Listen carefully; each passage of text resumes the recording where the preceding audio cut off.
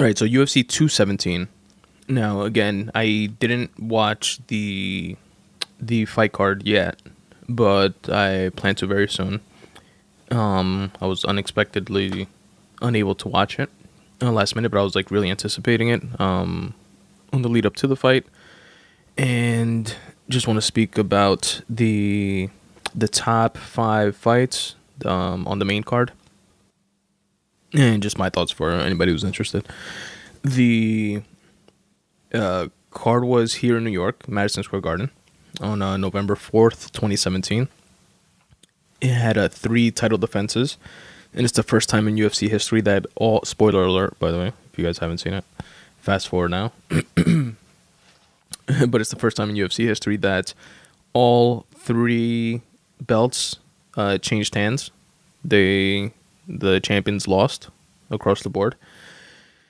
And it was said to be the sickest card in UFC history, which I can't really speak to that yet, but it's definitely, in terms of like the outcomes and stuff like that, it's definitely a lot of upsets and surprises and like crazy shit going on. Now, let's start off with the bottom of the main card, which was Hendricks versus Costa. Now, Johnny Hendricks, I've never, full disclosure, never liked him really, like as a fighter, and I don't know, just kind of like rubbed me the wrong way. I don't know why. I've obviously never met him or anything like that, but just, I don't know, just never really liked him. And from every like interviews and stuff like that with other people, supposedly he's like the nicest guy ever and whatever, but I don't know, just a dude that always rubbed me the wrong way. He looked so like, everybody was kind of like, why is he on this card? And the most logical reasoning that I heard was that it was a card where George St-Pierre, which headlined this card, where George St-Pierre was fighting and, you know, coming back for the first time after a 4-year hiatus. Johnny Hendricks was the last guy to fight George St-Pierre before he pretty much retired in the ring, or took his hiatus like in the ring right after. And Johnny Hendricks like fucked up George St-Pierre. And including myself, most thought that Johnny Hendricks got like robbed because they gave it to George St-Pierre, the judges, in a split decision. And then from there, Hendricks was just like a straight decline, and drug testing got like much more dynamic in the UFC. They got the USADA coming in, doing more stringent drug testing, and some people speculate that that's why Hendricks had such a great outing and like declined thereafter, because he was like fucking with steroids and stuff like that, but that's all hearsay. But in this fight, the guy who was going up against Costa just literally looked like twice his size and like pure muscle. Johnny Hendricks looked like if you were casting a role in a movie for a hillbilly that drank a 6-pack of Budweisers Monday through Friday and fucked with meth on the weekends, Johnny Hendricks would get the part just like walking in to the audition. Like, he just looked like completely like he shouldn't be fighting anymore. And take that with a grain of salt, because like I said, guy always kind of like rubbed me the wrong way. But whatever, that was like my take on it. And Costa won handily, and then knocked Hendricks out TKO. Next, you have Thompson and Masvidal. Wonderboy Thompson won in a decision. And this was a fight that I thought, like leading up to it, I compare, and again, apologies for the non-technical type of comparisons, which are probably like way off, but I compare George Masvidal, which has more of like a brawler style, like striking style, and a lot of stand-up, a lot of throwing the hands. He used to be back in the day in those like backyard fighting, like Kimbo Slice type videos and shit like that. But he's an accomplished martial artist and has had a lot of success in the UFC. But he recently Donald Cowboy Cerrone, and I thought that he was gonna have the type of outing that he had against Cerrone, against Wonderboy Stephen Thompson, because like Cerrone is more of a stand-up brawler, kickboxing type style, and Stephen Thompson is also a striker, probably one of the best strikers in the division right now, but more of a like karate type of background. And I don't know. To me, I like conflated kickboxing and karate in my head, and George Masvidal beat Cerrone, so I figured he may be able to beat Thompson, and with a similar game plan. And the fact that this was what I was going to say before, I compare like George Masvidal style a little bit to Tyron Woodley's in terms of like stand up and striking, but Tyron Woodley is like a strong wrestling background, so I guess that's where the main difference is. And Tyron was able to like completely neutralize Thompson. Thompson couldn't get off on him, so I don't know. I did that MMA math in my head. Obviously, didn't work, and usually never does. But whatever. That's all I had to go by. Again, as just a fan talking out of his ass. And Stephen Wonderboy Thompson beat him in a decision that I'm not sure if it was unanimous, but from what I read and like highlights that I saw, like it definitely looked one-sided, but again, I haven't seen the full fight card yet. Next was Joanna Jędrzejczyk versus Rose Thug Namajunas, which definitely does look like 11 from Stranger Things. And Joanna Jędrzejczyk was, I think, the winningest, almost breaking Ronda Rousey's record in the winningest champion, female champion. And I'm not sure if this fight would have gotten her to break the record or the fight after this, but she's like up there. Definitely a sweetheart, definitely a fan favorite. And Rose Namajunas is an up-and-comer and looks like 11 from Stranger Things. And she's more of the I guess Joanna's like more of like a heel, but the champion that everybody likes, but she's like talk shit and I'm the queen and bow to me, I'm gonna fucking beat you, with her thick like Polish accent, but like everybody loves her anyway. Kind of like a watered down version of the like Conor McGregor effect, how he's like a dick, but wins everybody over. Then Rose, on the other hand, she's like super like uber positive and let's all get along and let's make the world a better place and strict like martial artist, etc., etc. And she actually, one of the freakiest, weirdest things was that in the face off before the fight, Joanna Jędrzejczyk is like in her face and like saying, I'm gonna kick your ass, I'm gonna make you cry, whatever, blah blah blah, and like put her fist like in her face and like touched her mouth with her fist and stuff like that. And Rose Namajunas was just standing there like looking like 11 because she has like a shaved head and reciting reciting the Lord's Prayer, just like standing there saying, Our Father who art in heaven, hallowed be thy name, etc., etc., etc. Just like on some freaky, scary, like Exorcist movie type shit. Anyway, long story short, she was a big underdog and wound up catching Joanna, striking, by the way, because Joanna's like, anybody who is gonna beat her, she's like the best striker. People like compare it to like dudes actually. In terms of striking, like she's better than some guys, and which is not to say that a female can't be, but just that women are like newer in MMA, or at least as far as like UFC and stuff like that. So the male striking game is thought to be like more elevated or superior or whatever. But they say that she could fuck up some guys like with her striking, like that's how dope she is.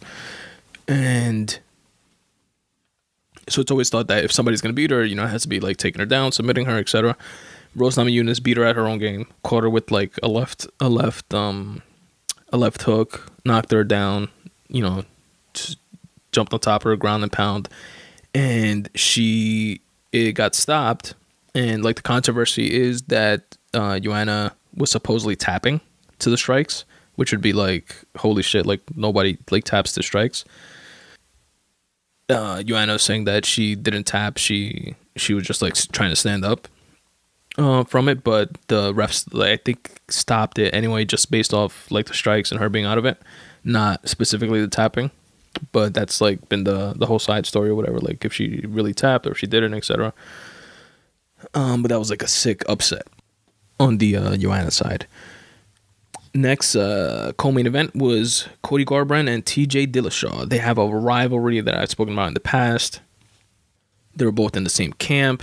TJ wound up leaving along with a coach that was on the team that had come in, and TJ really gravitated towards Dwayne Ludwig, and that caused like a rift between TJ and the team that he like pretty much grew up with, training with or whatever. But he was always like a uber competitive guy, and supposedly like used to OD like in the gym and like hurt people in practice type of thing, and whatever. There's a lot of he said, she said, a lot of finger pointing on both sides. And TJ won the belt while he was still with the team. Then he left. Then he lost the belt to Dominic Cruz in a very, very razor close fight. And since then they've been playing up like a fight between TJ and either Uriah Faber, which is the head of Team Alpha Male, but who has since retired, and or Cody Garbrandt, which is the up and comer, also within the same division. And Cody Garbrandt actually got a fight against Dominic Cruz, which is the guy that beat TJ Dillashaw, and Cody Garbrandt won in a very surprising upset as well, and completely dominated in that fight.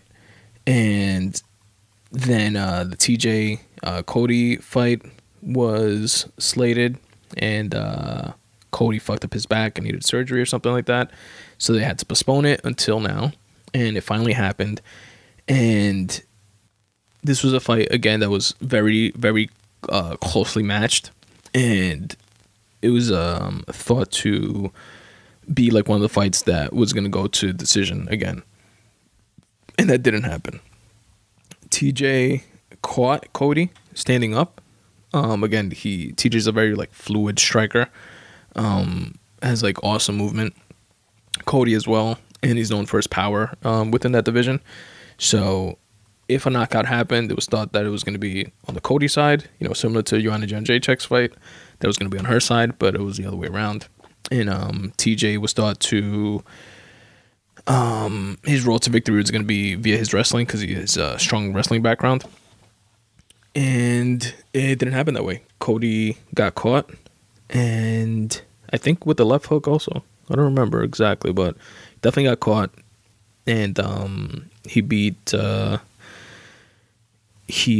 Cody and is the champion again, got his belt back, and now they are trying to make a fight happen between TJ Dillashaw, which he fights at 135, and Demetrius Johnson, DJ that I mentioned from UFC 216 that had the flying armbar thing.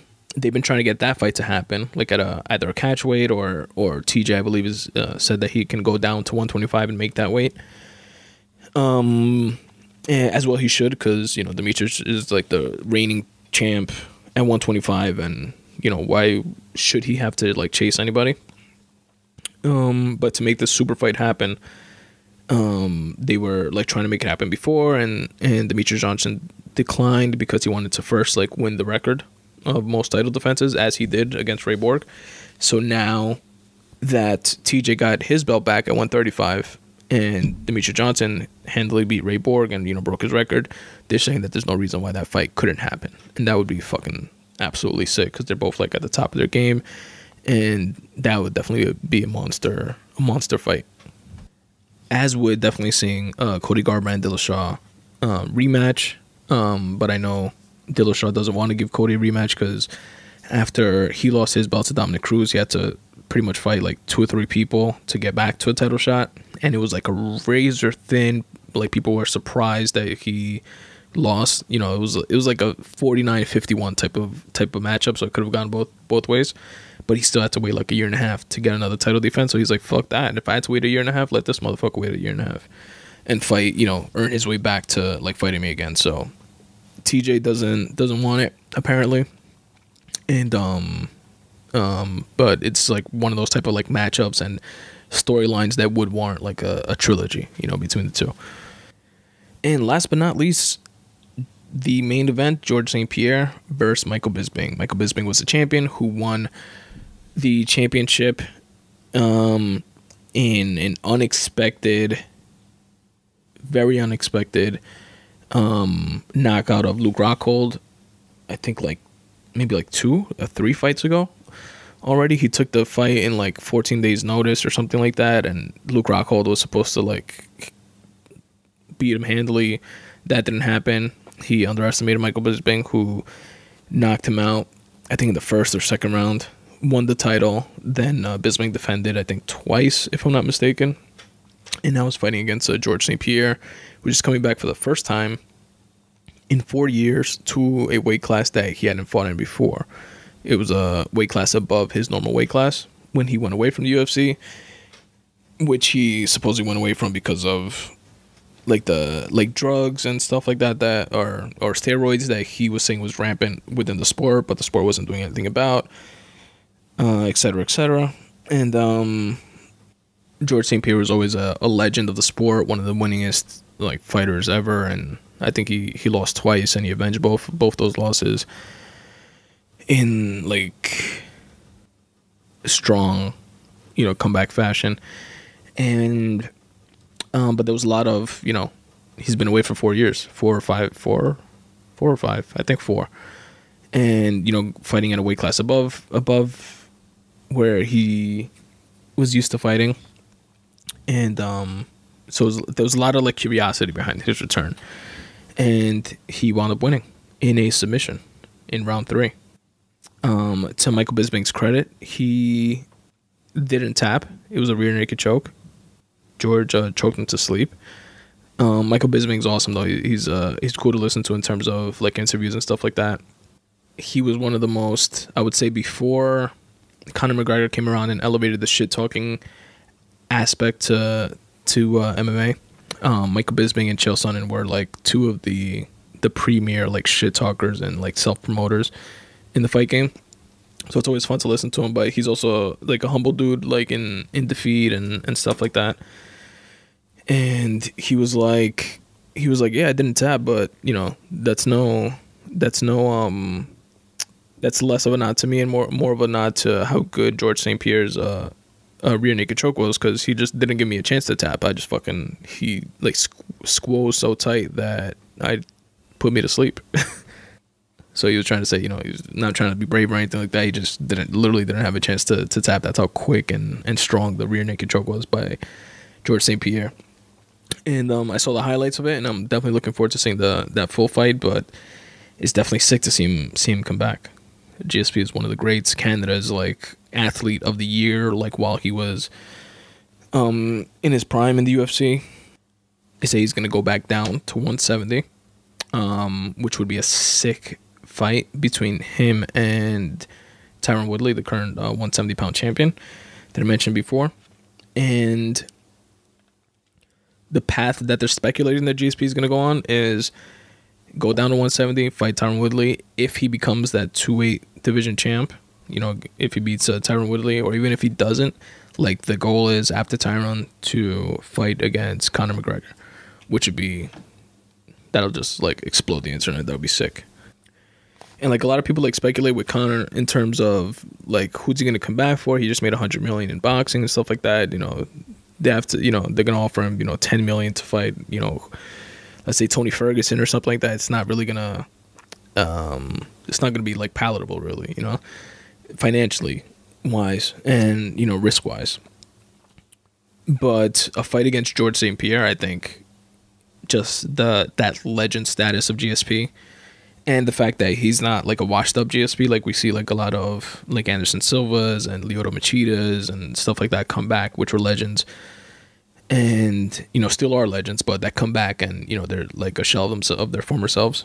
GSP is definitely not that right now, so it would be I think palatable in that sense for Conor to take that on, and it would be sick if that happens.